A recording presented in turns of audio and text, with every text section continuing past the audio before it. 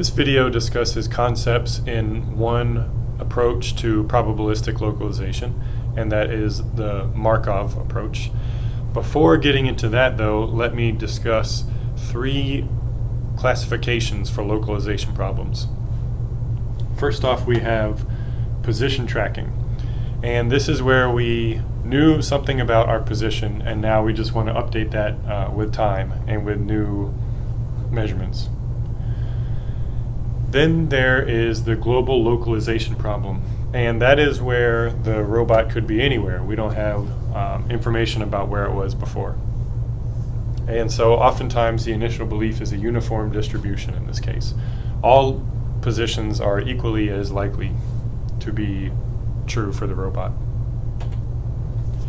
And the third classification is the kidnapped robot problem. This is where the robot is performing position tracking, but then it's moved without knowing it. So somebody picks up the robot, moves it to a different position, and the robot doesn't have any way of knowing that. So, like the global localization problem, the robot could be anywhere in this case. And like position tracking, it has some belief of its previous position. But in the case of the kidnapped robot, that previous belief is now faulty, and the robot is unaware that this is bad information. So if the robot did know that it had been moved and that its previous belief is now no longer valid, then we would just be back to the global localization problem. We're going to talk in this video about the Markov localization approach, and it can handle all three of these problems. In Markov localization, we can start off with any initial belief state. So that's not true for other approaches, but in this one we could start off with any belief state. And whenever this approach is implemented for mobile robotic localization, the environmental map is cell decomposition. So we have a discrete map. We're breaking up the environment into discrete cells. And then we determine the probability that the robot is in each of those cells. So like I said, the Markov localization can handle position tracking, globalization, and the kidnapped robot problem. So just to review, for these localization techniques, probabilistic localization, there are two steps involved. There's the prediction and the correction, or update step. The prediction step uses the theorem of total probability to predict the belief based on two things. First of all, it uses the previous belief, and that's written the belief of x that the position was x sub t minus 1, shown here. And then the current input, u sub t. And here is the equation for the prediction step. And this equation has different forms depending on if we're dealing with continuous or discrete variables. So the prediction is based on the theorem of total probability, and so we're looking at, we're integrating the product of the previous belief and the probability that the robot is now in position x sub t given the input and the previous belief. So we need to do that integral over all the possible previous positions. So in other words, for every possible previous position, that is for every x sub t minus 1, we need to consider the probability that the robot was at that position, so belief, probability of x sub t minus 1, and then the probability that the input, or the wheel encoder reading, brought the robot from that previous position to this current x sub t. And so the reason we need to do this integral for all the possible previous positions is that the robot could have reached this position x sub t from different previous positions given the same wheel encoder value. So given u of t, different previous x sub t minus 1s could have brought us to x sub t. If you want to think about that in one dimension, if we have a noisy wheel encoder, which there is error in the wheel input or in the input u, then there's going to be some distribution of positions to which you could have brought the robot. And we'll see an illustration of this in a minute. So this fact that we need to integrate over all the possible previous positions this function in order to get the probability that the robot is at one current position x sub t. And then in order to get the belief or the probability density function, probability distribution, we would have to repeat that for every possible current position x sub t. So for every value of x sub t, we need to integrate over every possible previous x sub t minus 1. And after we've done that to come up with a predicted belief, then we can do the correction. And that uses Bayes' rule to update the belief.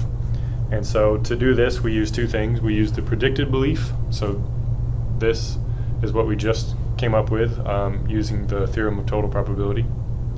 And then we combine that with the exteroceptive sensor reading, or the measurement z. And here's the equation from Bayes' rule. So we are finding the probability that the robot is at x sub t given the reading we have z of t.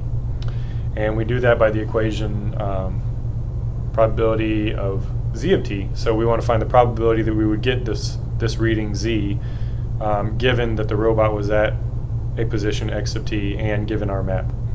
And then multiply that by our predicted probability that we were actually in the position x sub t. And then this eta is just a normalization factor, so it would just be a scalar that we determine later. So question, what is, in other terms, what is this value here? Probability of measurement z of t given the robot's in position x sub t and our map.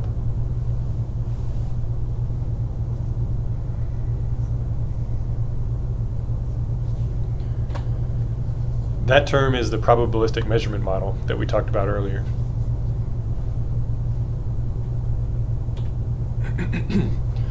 So the algorithm can be summarized in these two lines. Well, the algorithm is summarized here. So to get the current belief, so belief of x sub t, this value right here, we need to do these two steps for every possible value of x sub t. So for a given value of x sub t, we perform the prediction step, and in that case we want to do a summation over all the possible previous x values or positions. So given the previous position distribution and the current encoder measurements, what's the likelihood that we're at this position x sub t? And then we'll incorporate the measurement to get an updated belief. So our better estimate for the probability that we're at position x sub t will incorporate this predicted belief and the measurements and our map. And so we would need to do that for all the possible x sub t's. And when we're done with that, then we have our belief, our current updated belief. So this process can be time consuming. And so that is one drawback to the Markov localization technique. So for instance, if you had millions of cells in your environment or your representation, then you would have to look at all those cells, the probability that all those cells brought you to your current cell, and you would have to do that for all the current cells. So this can be time consuming, especially the prediction step. Here's an illustration of the Markov localization process. We're going to start off here with our evenly distributed initial belief. So which problem is this? The position tracking, the global localization, or the kidnapped robot? This is their global localization problem.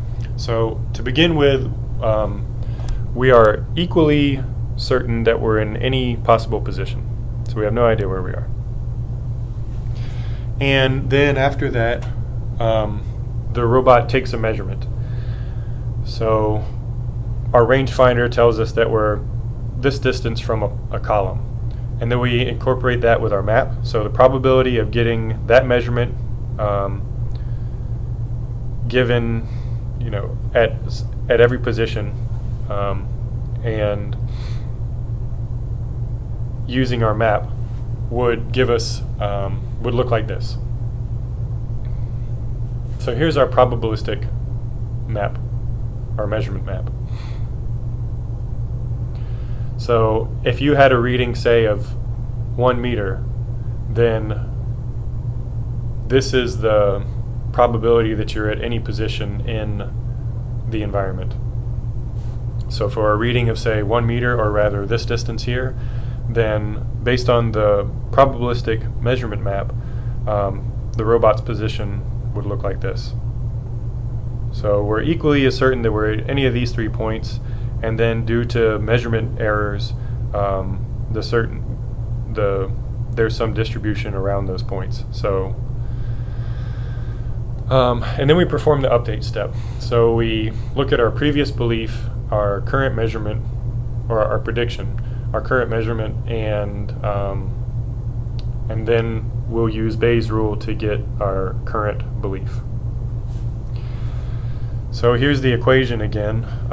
So this term here, probability of z of t, etc., is the probabilistic measurement map. And so it looks like this. And then this term is the predicted belief that we were, or the predicted belief, so the likelihood that we were in all the positions. And so that was just even before. And so the result is that the updated belief looks just like the probabilistic measurement map, since we had no idea where we were before. Okay?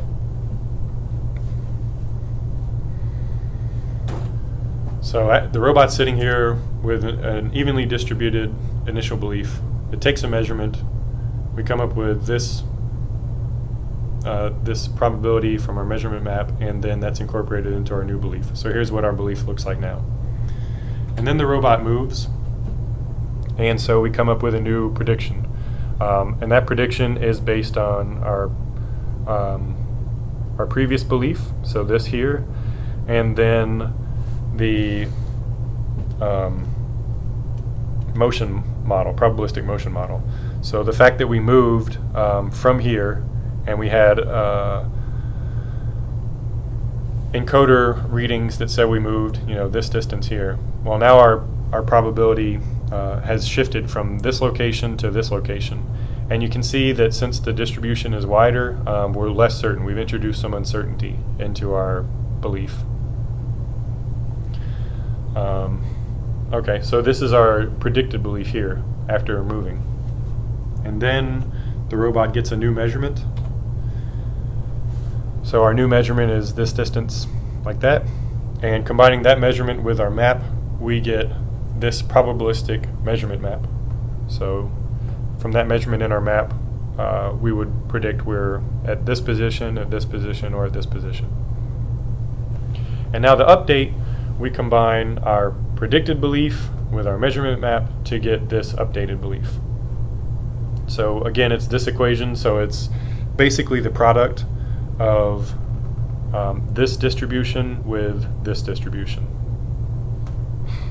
So you can see here from our measurement, we have some, there's some probability that we're at this location.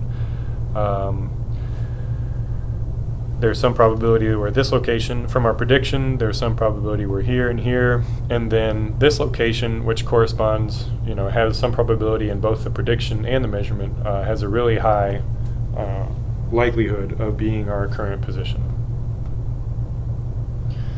That, in a nutshell, is the Markov localization process, and we will get into working some numerical examples later.